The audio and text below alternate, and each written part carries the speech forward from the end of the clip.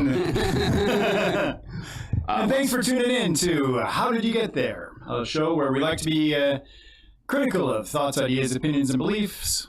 And although we might revel in it, we're not intending to be critical of those people who hold those thoughts, opinions, ideas, and beliefs. It's not about the people, it's about the ideas. Yeah. I mean, those ideas probably came from people somewhere, but they don't need to persist.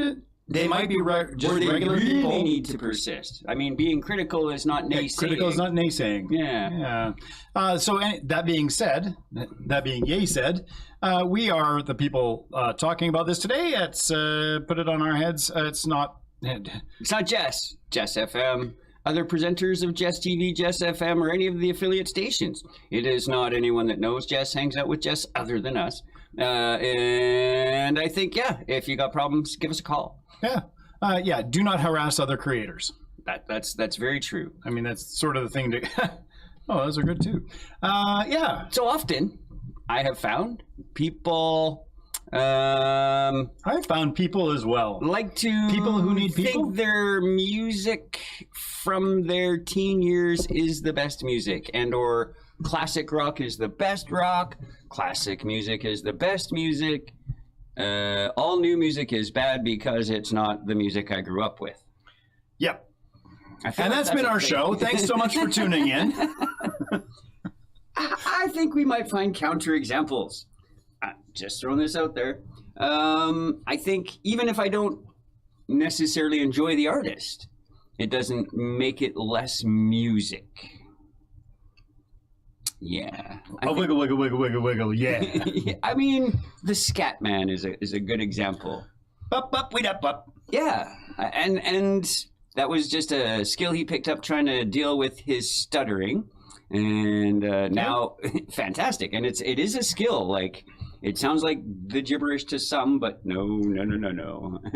Yeah, it's intentional, non-repeated gibberish. It is much harder to do than it sounds like it should be. Mm-hmm. Like I spent a lot of time in my teen years, in my high school years, listening to Ella Fitzgerald. Mm-hmm. And her ability to just wibbity wob around the words. Do we get sound with that? I don't know if we do. That looks like a remix. That's great. Well, I guess we're going to find out. So her ability to just zoop around and be interesting was great. I tried it. Oh. But unless I'm making fun of somebody else, or like literally mummula, hummula, bebela, subala, bebela, hummula, bebela, zubala, bop. Yeah. My scatting is more like scat. Scatological scat. Oh, gobbledygook. Yeah, with a wooden spoon. Beware the jub bird. Anyway, the Snickersnack. Are we? Are we? Does it go? Does it go? Oh, it doesn't yet. All right. Well, gotta figure it out. It's all right. It's still miles ahead of where I would be. So, in order to prepare for this, I thought, you know, what might be an enduring tune? Ooh, yeah. Like what? Just quickly, I'm doing a play that was written in 1920. Ooh. And it holds up pretty well today. Yeah. So maybe, but not all plays written in 1920 would necessarily hold up today. But maybe there are songs in the same genre. I went back to 1926, which is arbitrarily 100-ish years ago, plus or minus months, a half a year. And found some songs listed that were very popular in the day. And I was surprised that I knew any. I mean, there's that, right? But I wasn't alive then, so... yeah. And we're a little bit post-classical era. A little. Yeah. So I went looking, and I thought, you know, what maybe I know one. And the very first one on here was a pop hit by Jan Garber, Babyface. You got the cutest little baby. That I only know originally from Bugs Bunny. Mm-hmm. Babyface. Yeah. And I thought, oh, wow. You could probably do a decent remix of that today. Yeah. Or reinterpretation or straight up cover. It's probably public domain by now. Pretty certain it probably is. I was like, I didn't know who. It's unsurprising that I don't know them all. But then The Birth of the Blues, which is has become a jazz standard and is amazing.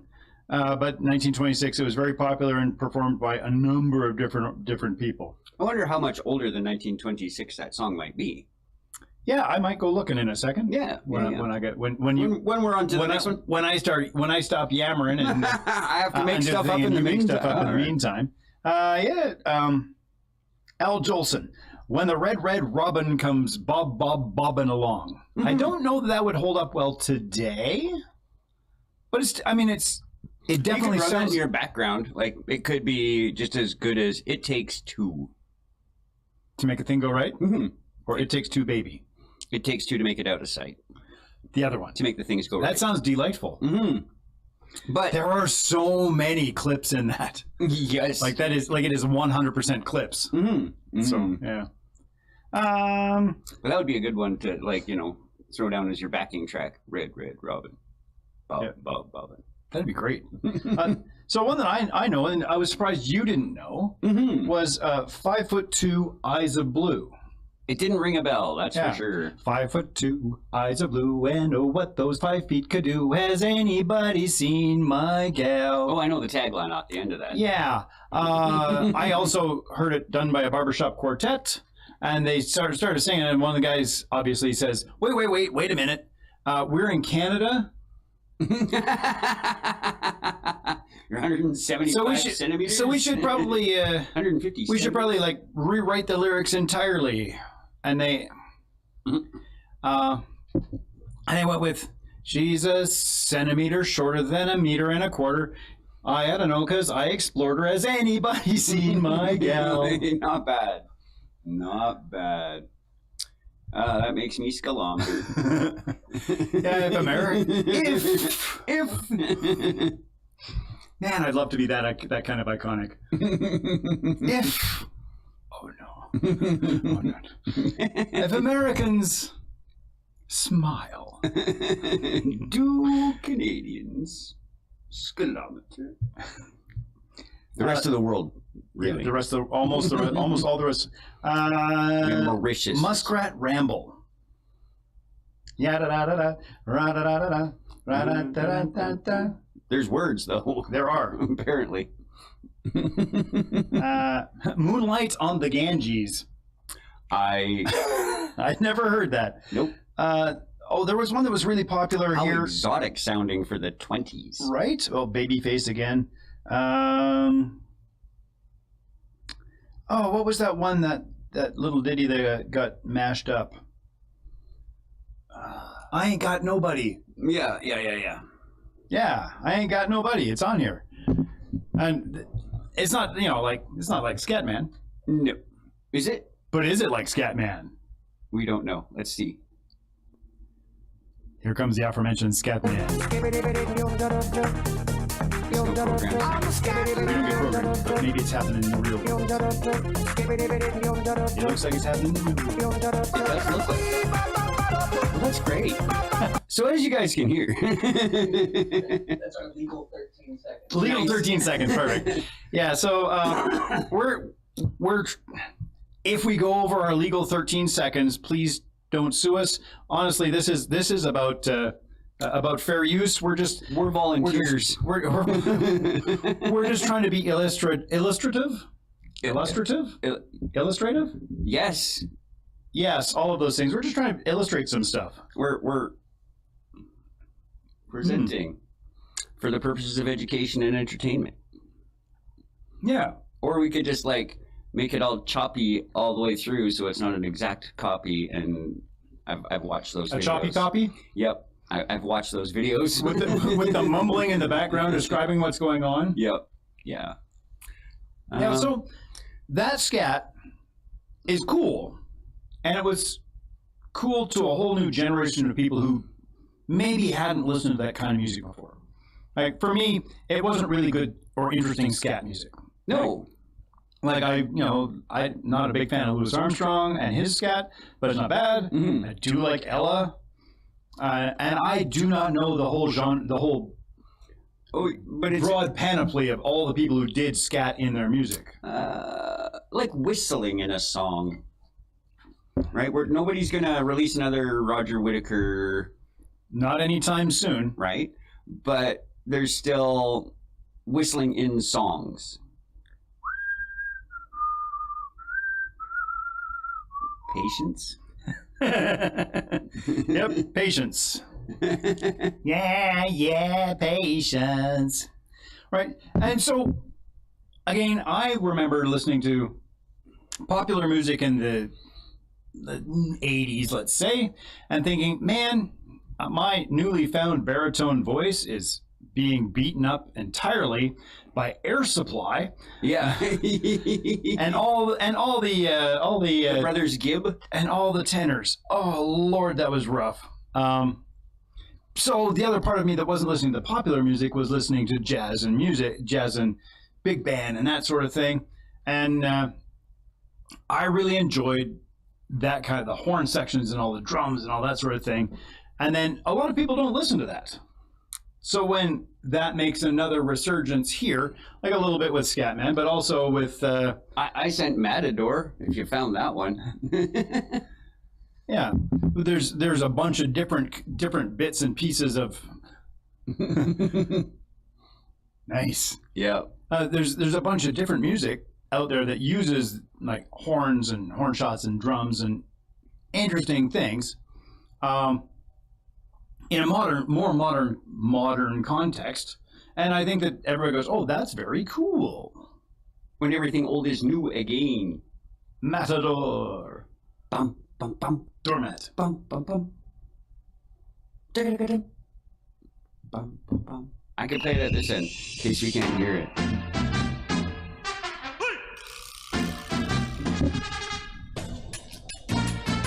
There, we'll just have the contrary noises to what's actually going on, and then what we need to know for context for my co-host. Nice.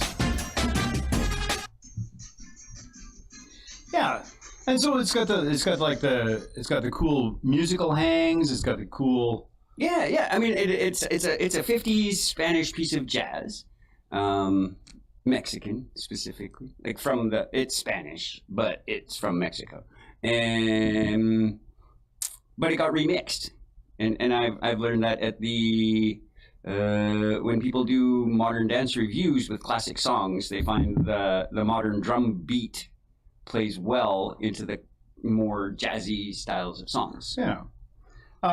There's really good Charleston. I can't.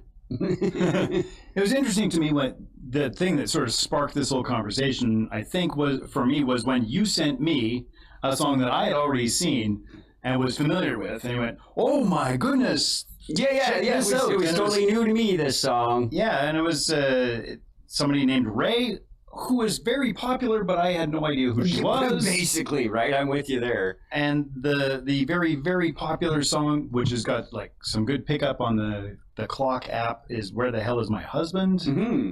And by the clock app, I mean TikTok. I'm circumlocuting it so we don't get canceled.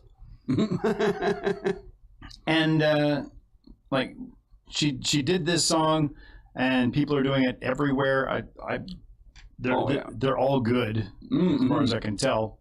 It's just an amazing thing. It's less produced than her previous album, Yeah, or more raw. How is that a good way to put perhaps more raw, and it's got some iconic drops in it. Sort of in that's. Well, I mean, I got it memorized. You go 218 to 224, and you will hear the harmonies. Yeah. Then go 210. We go this bit that gets all the heavy play. Yeah.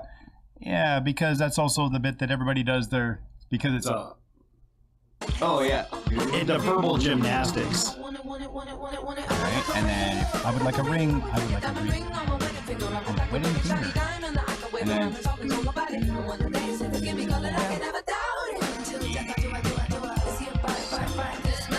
Yep. And then she even like does a bunch of little things like does everyone know this is actually me just actually trying to find a husband? Yeah, he's like, I don't like the dating app, so I'm ready for video. I thought that was That is great. Right. And in some ways, this is actually really kind of an extension idea of especially for the style of the video of Christina Aguilera, Candyman, right? Where this is coming off in one kind of jazz style. Candyman came off as like the Andrews Sisters, 1940s. But there, I mean, she's clearly calling the homage with her head tops and tail of the Warner Brothers logo. Yep. Oh yeah, style, not the logo. Sorry, Brothers Warner. You Warner, you brought her. Warner. She's already been warned. Otherwise, she wouldn't have came. Right. So there are a lot of songs that we go today. Oh, that's just a bang. That is amazing. And I remember when, again, back to long ago, a few minutes ago when I was in high school, 40 years ago. Some guy named David Lee Roth came out with this great banger. It was a mashup, but a live mashup, like a record. Ooh. Like he mashed it up himself. A medley, I believe, is what we used to call them. Yeah. And his medley was Just a Gigolo, I Ain't Got Nobody. Mm-hmm. 2 songs. And it was amazing for everybody who'd never heard those 2 songs before, because it was like, well, they're fresh, jaunty and fresh tracks, and everybody's like, "That's great." Yeah, but that was him covering a cover. Yeah, from the 50s, and each one of those songs was yet older. King of the Road is another one that does that. Yeah.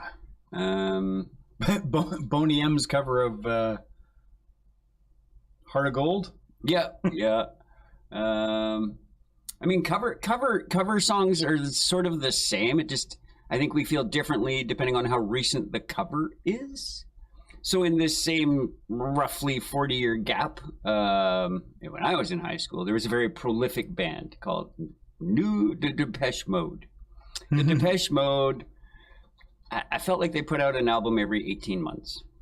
And I can't pick a loser. I'm a bit of a fan. However, I thought they were sort of weird and niche. But they're like... Oh, yes. The song Personal Jesus has like 7 covers. Can you remind me what that song Personal Jesus sounds like? Sean?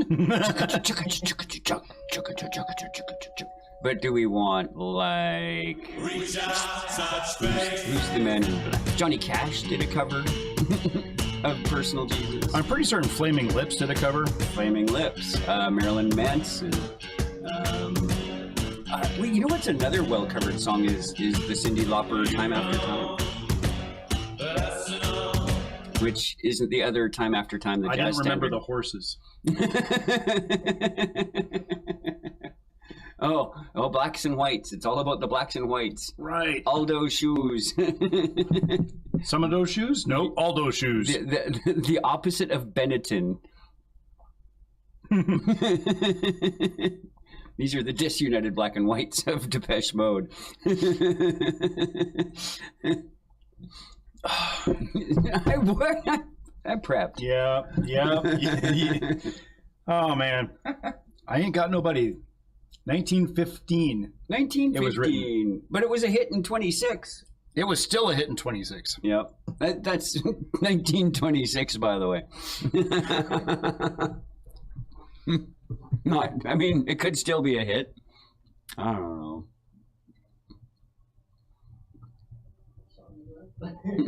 I Ain't Got Nobody. Oh, wow. There you go. That's not colorized. That's original color photography.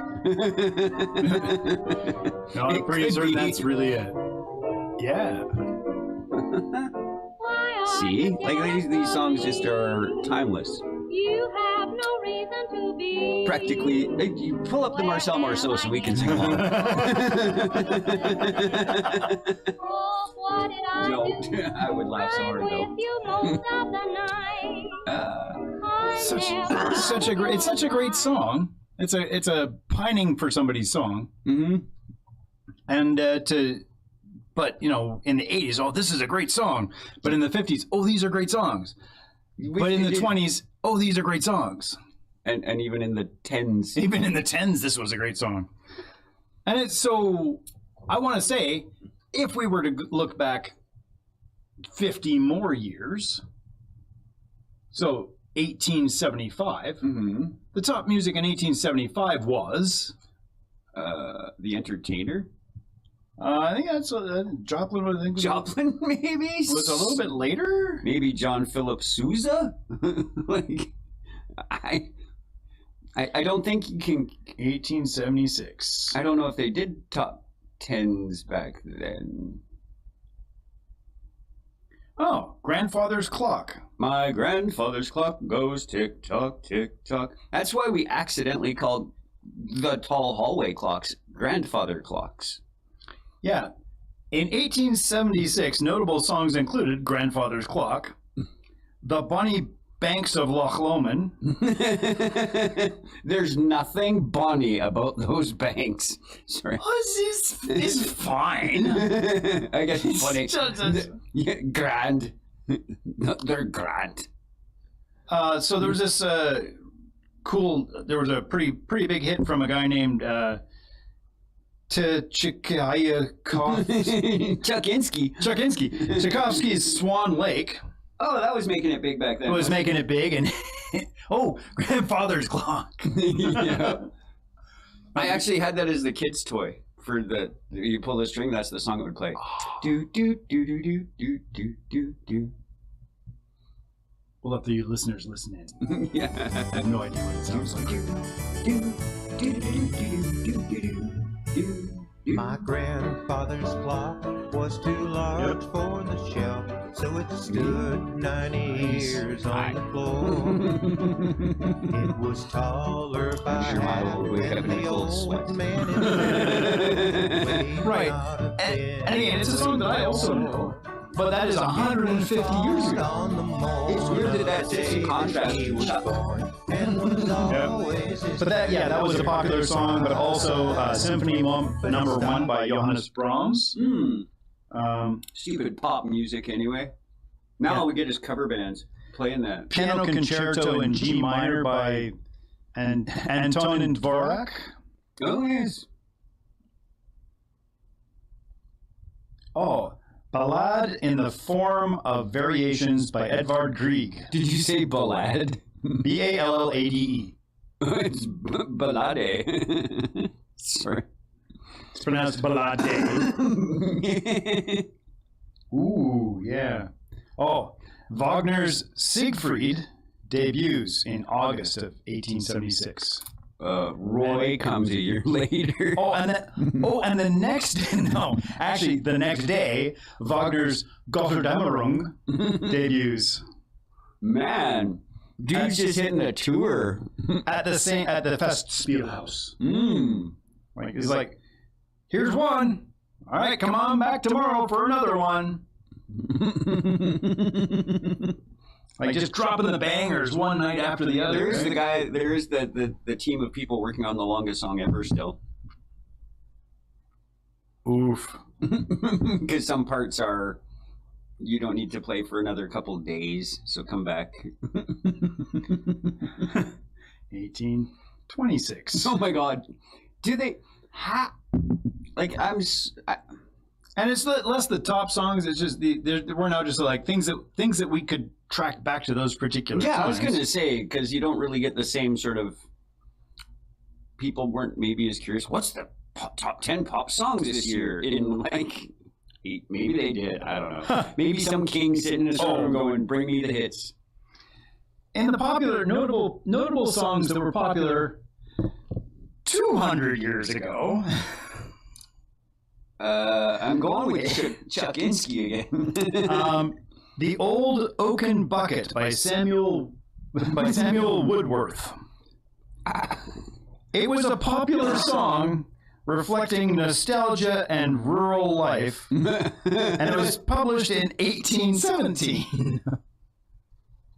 I don't... perspectives of beauty. So we're reminiscing about urban life Yeah, well, in a time when we barely had 2 billion people on the planet. and here's what it sounds like. There's the old... Or here's what it might be getting to sound like. It could... Like, how did... like, clearly the recording came later. Yep. I'm glad someone kept it. You know what I mean? Not the open bucket, I mean that too. But like... Sheet music. Yeah, the sheet music still existed. How many songs? I feel like it's like language is lost. It seems to have this at that particular time has... Nice. The orchard, the meadow, That's right. the deep tangled wildwood, and every love spot. Oh my God. My infancy. Chaucer musical. Wait. I'm pretty trademark. Where the cataract That is so good. I don't have to worry about 13 seconds on this one. I'm pretty certain it's in the public domain. I do like the idea of Beowulf, the musical, though. Yeah. So Because then it could just be gibberish the whole play. Woodworth was super popular back then because he had like 3 songs on his top 5. Ooh. Love's Eyes, the Forest Rose, a ballad opera song that gained popularity, and The Hunters of Kentucky, written in honor of Kentucky riflemen. Oh my God. Wow. Which is so popular music. I want to point out how westernized our music selections have been. Oh yeah, I mean, and that's probably a really important point to make. Is it's popular to whom? Yep. Well, that just sort of dawns on me. Like when I study theater, I studied no theater. I didn't just study Greek theater. Yeah. No with an H. Like I studied no theater. I didn't just study. I studied. No, that's none. me. I studied no theater, That's right. and it hasn't stopped me sucking yet. I barely suck at all with my lack of study. That's pretty good though. Wow. There's so much to take in. He gets to run his battery dead. Mine stays safe. But in the meantime, we're really close to about halfway through an episode of How Did You Get There? In today's episode, we're discussing music, its popularity then, now, and into the future. Or we're just saying, hey, there's still good music. So I went looking for 250 years ago. I looked up the top songs 1776, which brings up 1776, original Broadway cast recording. Which is not from 1776. I'm guessing no, yeah. It's fairly recent. What are the best audition songs if you want to audition for that show? I'm pretty certain it's about America. Hell yeah. Yeah. Overture's a good place to start. Then you can get a sense of the smattering of the taste of the bits and pieces. You could do O Fortuna. Go for tuna? Might as well go for tuna. Listen intently. We'll just stare at the camera like we're listening. And nod wisely.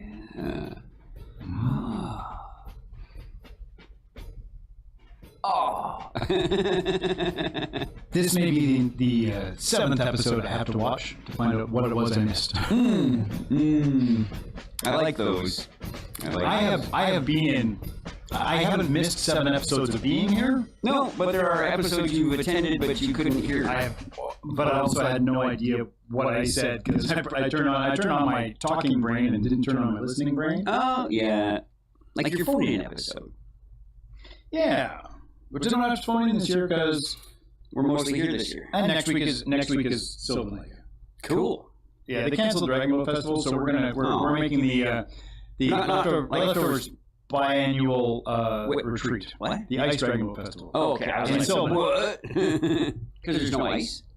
That seems to be the problem because it's warm. There's ice, but it may be unsafe. In other news, the Great Lakes froze.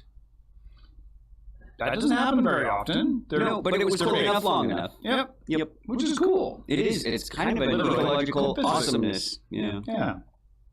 Just It wouldn't have frozen right to the bottom. No goodness. No. Planet doesn't do that very often. No. No. Not even like on geological scales. No. No. No. Too warm. Too warm at the bottom. Too much pressure for Too much pressure. for solidness. But you get squishiness. Yep.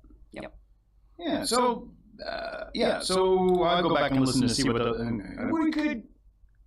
But we've found some songs from the last 50 to 250 years ago Yeah. that we still play today. What today's song? What? Yeah. And In 100 years, what today's song? yeah. Well, I remember thinking that an exactly similar thought 45 years ago, 50 years ago.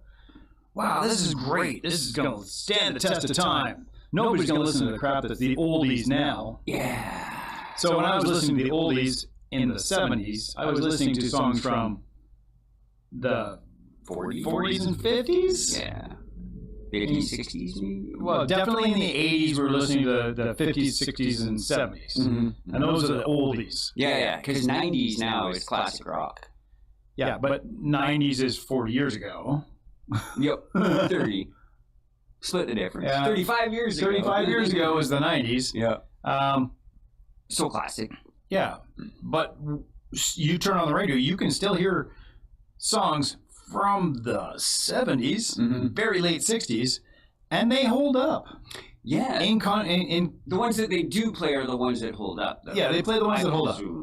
There might have been better stuff that might have... Unless you go to like an actual oldie station where they just play, all the stuff. Yeah. But just in regular rotation on standard radio, I hear I can hear something. If someone paint it black, yep, people would recognize this 50-year-old, 55-year-old song. Yeah. Yeah, 56-year-old song. Yeah. It is great. It is a great song. It sounds a bit like... Yeah. It sounds a bit like a song by Gathers No Moss? Kate Moss? No. Yes. Rolling Stones. Rolling Stones. The Stones.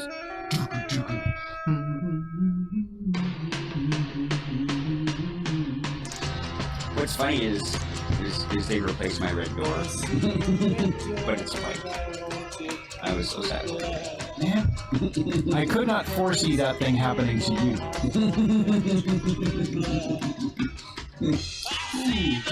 No, Rolling Stones. See, No, who is someone else? that is the truth. So even from that same period, we also have songs from Elton John. Now, Sir Elton John. That he's remixed himself. He's remixed himself with modern-y people. Sia? Maybe. Is it with Sia? Dua Lipa. Dua Lipa. It's no fun. She jumped twice. Yes. 2 sets of lips. Dua Lipa. Otherwise, she just goes bob, bob, bob, bob, bob. Yep. Very hard to enunciate when you have a lip. I think it's coming out right away. I don't think it's going to be a long, long time. That's fun. Whoa.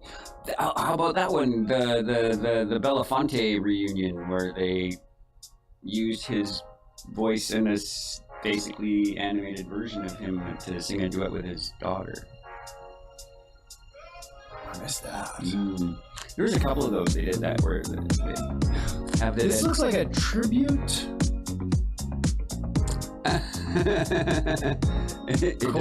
It is the remix, but I'll take it. I think Ooh, woo. Those are very...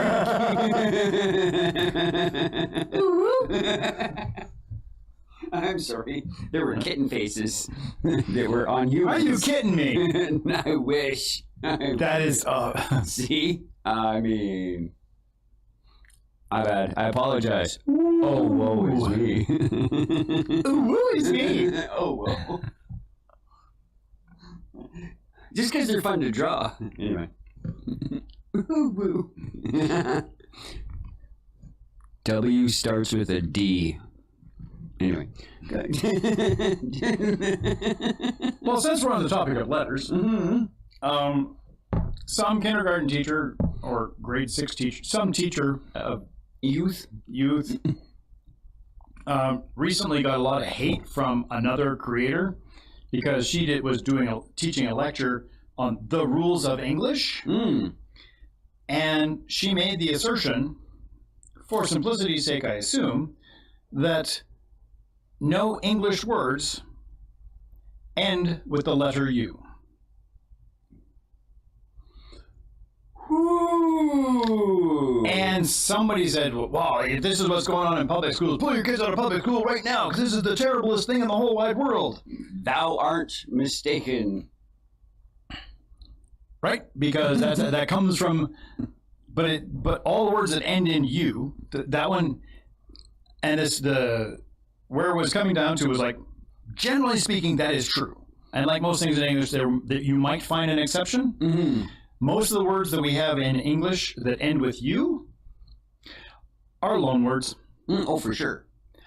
Many of the loan words we have just taken and added an E at the end because we don't want them to end with a U. Mm-hmm. Or we maybe have, if we want to make that sound, we'll make it with an EW. Neat. But then I got to thinking about the obvious one, which was U, like Y-O-U. Mm-hmm. And somebody had commented in that whole thread about OU being not, that it ends with OU, right? Not just ends with like consonant U. Yeah. And the rule might be there are no English words that end in consonant U. That would be, I would have to play. Yeah, I'd have to, and really when it comes down to it, you can teach the general rule and then have fun learning with the exceptions. Picasso, you have to know all of the rules so that you can break them properly. Oh, I'm surprised that John Cage didn't get more radio play. And why is that? I mean, it was very experimental music. Like, was it 4 minutes 37 or whatever it is? Was it 4:33? 4:33? Let's have a look. It's Is he the guy that's doing the whatever it is, 2.5-year song? no, I think he's dead now. I don't know, but this is, or what's her name? That yeah, this is the one. 100 years ago. This is great.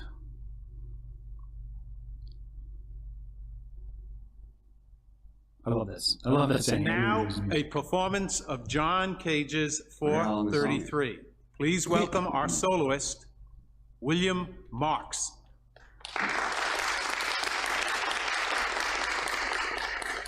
I love that he gives us a picture of organic things. Flip. Yeah.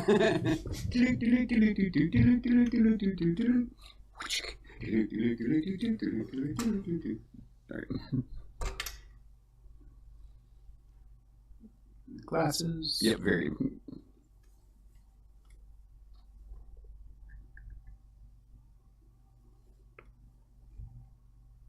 And a stopwatch.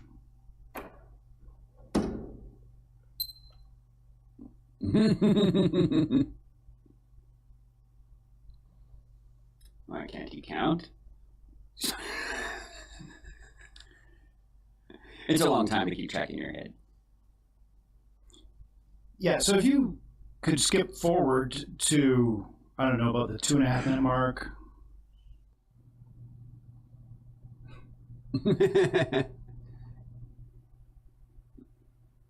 I think my arm would get tired. This is the entire piece. It is 4 minutes and 33 seconds of him sitting at a closed piano I don't know why it didn't get more airplay. Yeah, I mean, put that one on the shelf next to Marcel Marceau's greatest hits. Which is what made me think of it. But John Cage did a lot of wacky stuff like that. He really challenged our notions of what music could be. And I think that from an academic perspective, that's really good. Like that is a clever piece of music that nobody had ever written before. Yes. I think that it will stand the test of time for the kind of thing that it is. Like is he the Andy Kaufman of music? In some regards, he was the Andy Kaufman. Yeah. He wants to present. He was to music what Andy Kaufman was to comedy. In that they wish to present another feature that gets less attention. Yes. And there are much more interesting, acoustically interesting pieces by John Cage than just that. Ooh. I'm going to be like, it would be so tempting to like be John Cage's estate, and then when people are doing a thing without background song, actually sue them for using that. That is brilliant. I'm sorry, you're using my piece. I have the rights to this song. Yeah, but I only played like 29 seconds. And it was for an educational video. But I just, my brain and being so close to a very litigious society, Yep. It just is an opportunity not wasted right there. It would be better to be close to a litigious society. That would be. Oh my gosh. So music could be that. That's true. That's true. probably never going to be pop music. No. Right? Because not a lot of people even know it exists. So that's. I mean, we could even like, how long ago is music? It probably predates hominids, right? Like there was already tool use in art from Australopithecines. I have no reason to believe they didn't sit there clacking rocks together to a Rhythmically tempo. clacking rocks. Yeah, like, or something, right? Who knows? We're drying out this hide. We bounced the thing off it. It went boom. We were like, whoo, That's fun. boom, boom, boom, boom, boom, boom, right? Pull. I mean, I can picture how these things come about. I lay my bow on my drum. I've invented the banjo. It's not. I can picture these things. I have a tough time with, say, like bassoon, but I think that was maybe somebody's. You know who has a tough time with bassoon? Bassoon players. Bassoon players. That sounds like Peter. Oh, Peter was the oboe. I know. For anyone that has a sing-along songs. Who you hunting? Who you hunting? Panzer ballet, I would say, but Panther? Dancing Cats? Is it Dancing Cats? nope. Is it Spandau Ballet? Nope. I really like their some skunk funk cover. You found a band that covers some skunk funk. I found a band that covers some skunk funk that isn't Brecker Brothers. That's Because they also covered. They are the cover, yeah. I mean, that's great. This is a song I have almost played. I mean, I had the music and tried. It's it's not like I was like, ooh, I had an opportunity to play. Oh no, I was allowed. I could not do. I was unwilling to put in the effort. Once it was hard, so I stopped. I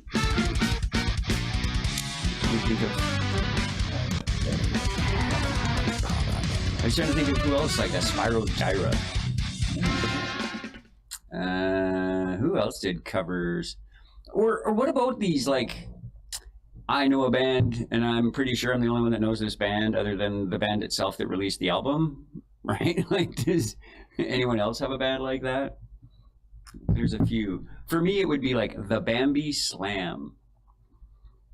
And they have cool songs like the Ugly Flute Song. And there's no flute. But you can see why I purchased this album. Oh, yeah. There's the cover, for sure. Yeah, there you go. The Awful Flute Song Part 2. Yes, there are 2 parts on that album. One of the like, you know, when they list like vocals by, there's also slam guitar by, like, and it, but it's there's nothing really. Yeah, I wish I could play this for you as well as I can for my audience. I'm looking forward to it. It's a thing. It's a thing. I was trying to think of like so many of the other E.J. Brule, right? I'm still Canadian guy. I'm trying to think of that blonde girl that did the electronica stuff, but like in the 70s. Anna. Dang it. E.J. Brule was doing looping tracks in the late 80s. Nice. There you go. Mid 80s. Alternative scat singer. Yep. Nice. Right. I met him. Oh yeah. Yeah, he's a cool guy. He did some stuff. I love caricature. The Jean Talon Metro. Oh, That's yeah. one of his.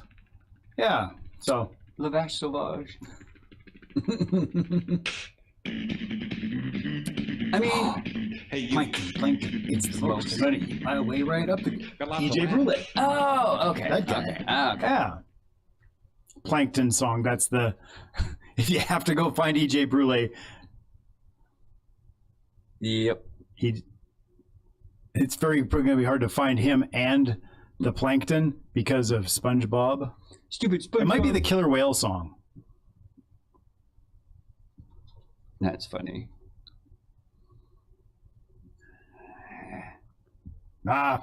Well, gentle listeners, we'll find it for a different moment. Oh, he's on it. He's on a crusade. We got a guy. We got a guy. Yeah. So there's a lot that just so much.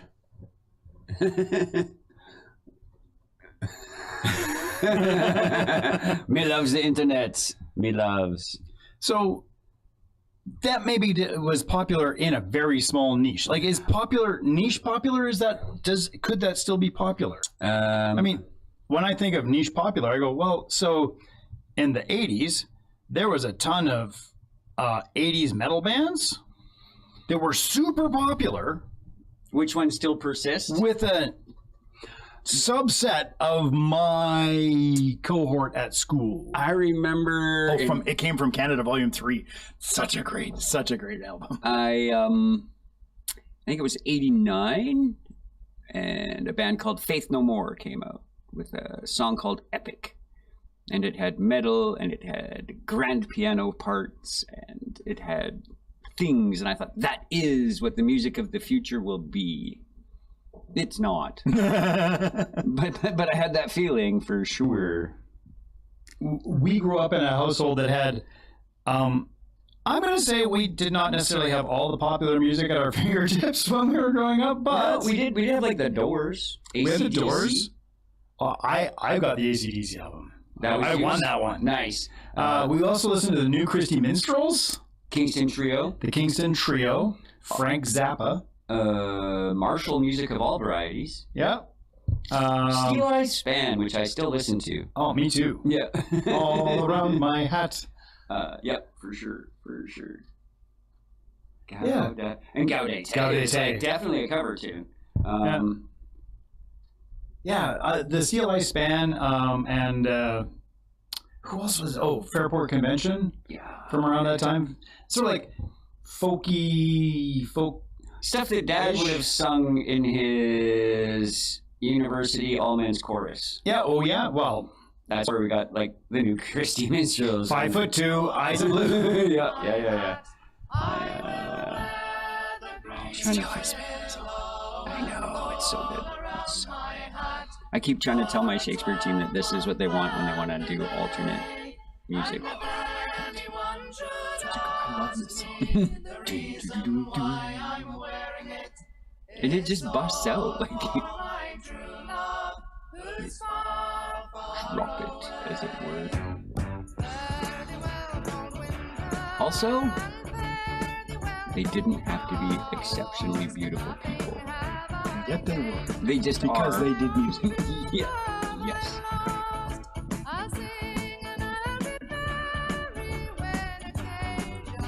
It's just so there's so many musical influences that might lead you to the place where you find the music good. Kraftwerk. Oh, Kraftwerk. And of course, I With a should have- K. I should have thought. Yeah, And an E. I should have thought of Marauder, DJ Marauder. Yeah. Who's still spinning the discs at Ibiza, by the way. Nice. And he's Dad's age. Yep. Yep. Yellow Magic Orchestra. There it is. Jean-Michel Jarre. Oh, yeah. And Tangerine Dream. Right? I just looked up 70s techno. And I was like, Kraftwerk. There you go. 1974. Like, unbelievable. Like, and I keep thinking, those folks be in their 70s now. And they're putting out this. Right, it's so good. Love the cars on their album art. I love the album art. Yup. They look old even then. I feel like Blue Man Group is getting up there, you know what I mean? I feel like they would have been probably in their 30s at that point. Yeah, like enough to establish a bit of a career, and they've done their dues at the clubs, and Yeah. Well, and I would say that the work that what Kraftwerk did was cool. It was not necessarily as popular, but certainly influential. And then later 80s Kraftwerk became popular. yeah. But 70s Kraftwerk gives us like Gary Newman and New Wave and all in that sort of genre. That Yeah. Like to see it grow that way. in cars, Trans Europe Express. as opposed to Trans-Siberian Orchestra. That's somebody else. Brian Eno. I say Tomito. Vangelis.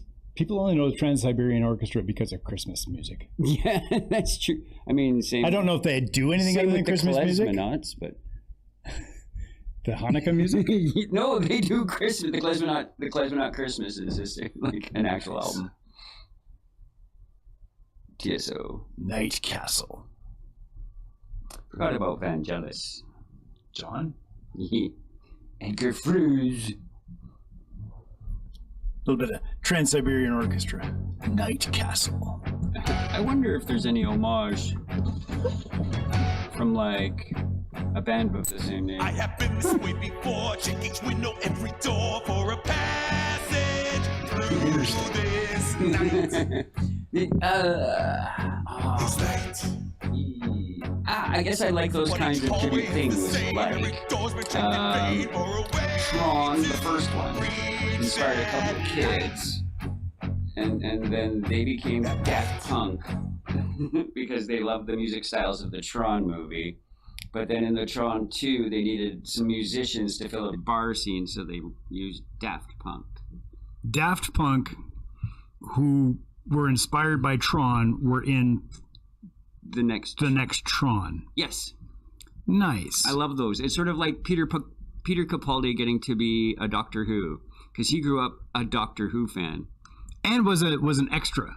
Yes, but like... And then got to be the Doctor. Got to be... And so That and sounds- maybe one of my favorites. Like, he's up there. Teeth and Curls, Peter Capaldi. I just heard a new song from the new Tron Aries by 9 Inch Nails. Nice. I think it was in the Grammys playlist for this past Grammys sequence. Neat. So I'm going to say that's sort of maybe what the current driver of what is considered pop music is what makes it to the Grammys. I didn't realize this when I first went out on this foray, because I often think about these kinds of things. But today is a big sporting event somewhere, and the halftime show is... Was it today's the... I believe today's that magic day. Oh, okay. And the halftime show is a person who not everybody wants, Bad Bunny. I'm unfamiliar with the I haven't artist. heard about this. I haven't heard about this halftime show. I thought the only halftime show had Kid Rock in it. Is really that's interesting. You know, his fans know just how much Sudafed you can buy without getting flagged. Yeah, you know, one of his biggest hits is about underage girls are mandatory. Cool. Yeah, it was actually featured in a family. Oh, it was featured in Osmosis Jones because Kid Rock had a cameo. He was Kidney Rock. That's funny. Or Kidney Stone? Kidney Stone. Yeah, so... But then somebody, because he's like a socialist or something, this Bad Bunny. And so someone suggested... And from Puerto Rico. And instead we should have Dolly Parton or Willie Nelson. And I thought, you fucking don't know. You might not know that you have heard Bad Bunny's music. I'm pretty sure I have heard Bad Bunny. You can't not have at this point, I don't think. Yeah. It's not very maybe prolific. it's not in my main... No, but it's out there playlist. in the... It gets a lot of use probably on... there's probably a song that gets TikTok backgrounded lots or something, and I probably heard it 1,000 times and don't know. Yeah, and it's mostly in Spanish, and I don't speak any Spanish, but it doesn't really matter. No. Good music. I like lyrics, but good music is good music. Let's like I can flesh this out right now. I sent you this song. Where the hell is my husband? Yeah. Did I sing along with this because I know the words? No. Did I hear the music and go, damn, that's music? Yes, that's what happened. Like, there's this drum that just drives all the way through. Dude's not overly busy. He knows when not to play. Great drummer. Yep. We've got these harmonies. We've got this layout of fun that they're having with the song. We've got all of these things. Oh, yeah, there's words. Sure. But that's just, like, to me, trying to figure out what is the violin saying. It's not. It's singing to me, and that's what the person's doing. I can look up the words later. The poetry is also cool. I did look up the words later, to be honest. It's like, I don't know the words to O Fortuna. No, God, no. So if I want to sing along, I just go... Yeah, go for tuna. Need more tuna. Might as well go for tuna. Do. That's I'm just trying to find some playoff music for us. Play us off, Johnny, because we're coming up to the.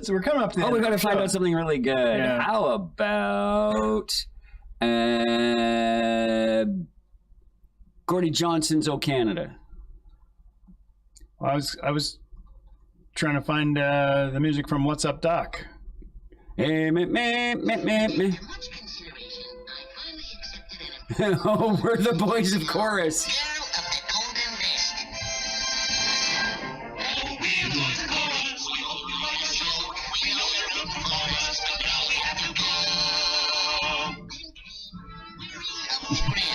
Wearing of the grin.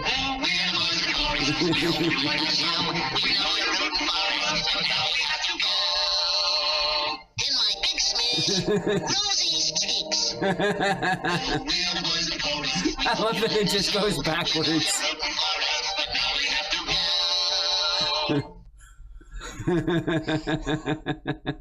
And we know you're rooting for us. But it seems like we're at the top of the hour. Thanks for tuning in. And now we have to go.